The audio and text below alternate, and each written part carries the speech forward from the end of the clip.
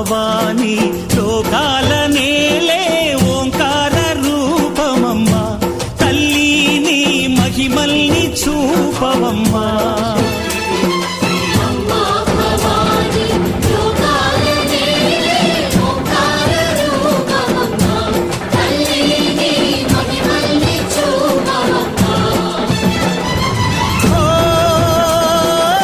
సృష్టికే దీపమా శక్తికే మూలమా సింహరథమే నీదమ్మా అమ్మ దుర్గమ్మ భక్తులను దీవించుమా